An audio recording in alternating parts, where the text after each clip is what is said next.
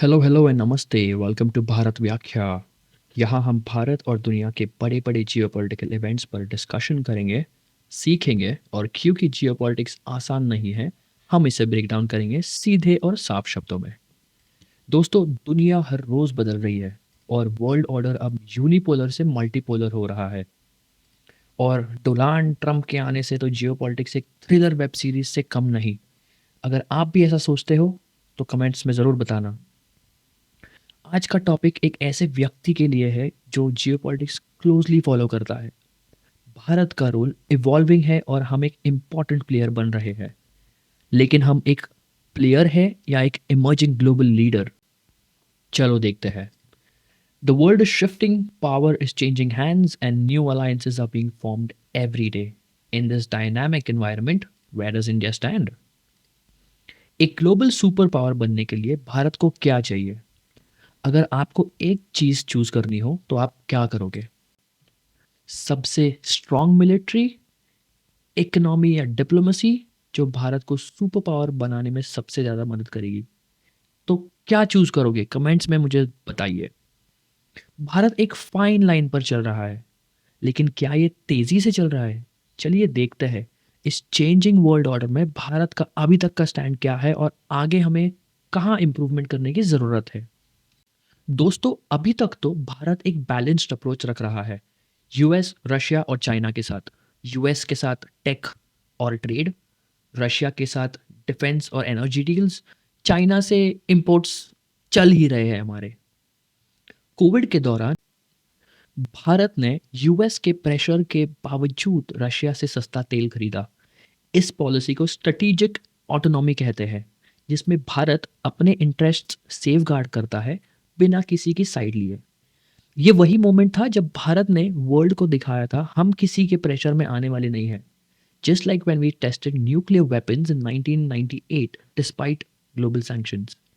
National interest पे no compromise. लेकिन क्या ये अप्रोच हमेशा काम करेगा? हमें अपनी डिप्लोमेटिक फर्मनेस दिखाने की ज़रूरत है ताकि हमारा इन्फ्लुएंस बढ़े। मेक इन इंडिया और पीएलआई सिर्फ स्लोगन्स नहीं है, ये भारत के लॉन्ग टर्म फ्यूचर के लिए ज़रूरी है। एक इम्पोर्टर से एक्सपोर्टर बनना होगा।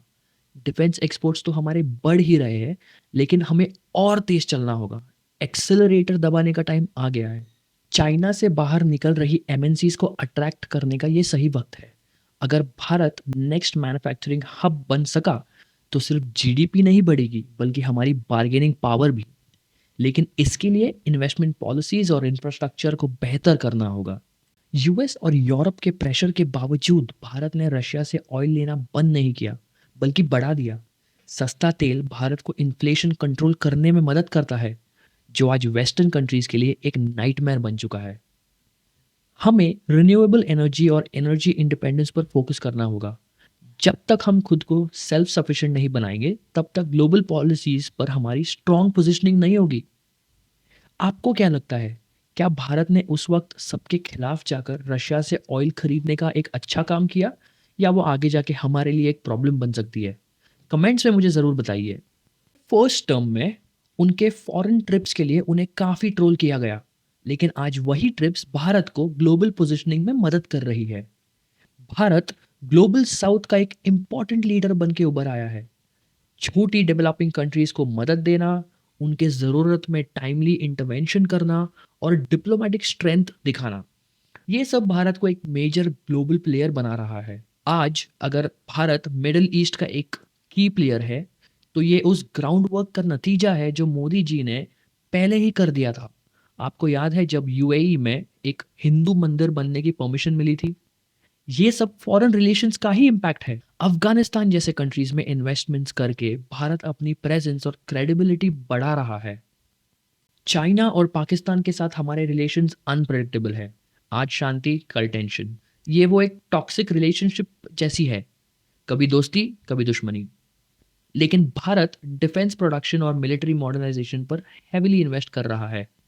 ब्रह्मोस मिसाइल्स के एक्सपोर्ट इसका एक बड़ा एग्जाम्पल है।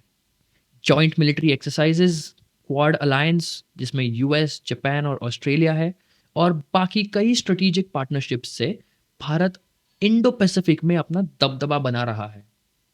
तो हम और कहाँ इम्प्रूवमेंट कर सकते हैं? सॉफ्ट पावर डिप्लोमेसी, भारत का कल्चरल और एजुकेशनल इन्फ्लुएंस और बढ़ाओ। मेक इन इंडिया, चाइना से ट्रेड डिपेंडेंस कम करो। Energy independence, foreign oil imports को रिन्यूएबल एनर्जी से रिप्लेस करो।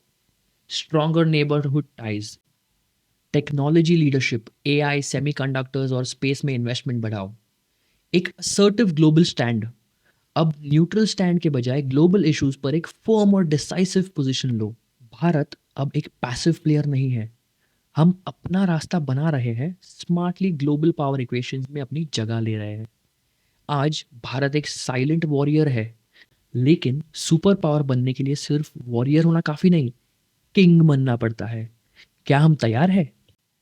अगर आपको ये वीडियो अच्छी लगी हो तो वीडियो को एक लाइक, कमेंट और चैनल को सब्सक्राइब ज़रूर कीजिए। और अगर आपकी कोई फीडबैक है मेरे लिए तो वो आप कमेंट्स में ज़रूर लिखिए। मिलते हैं जल्दी। जय हिंद।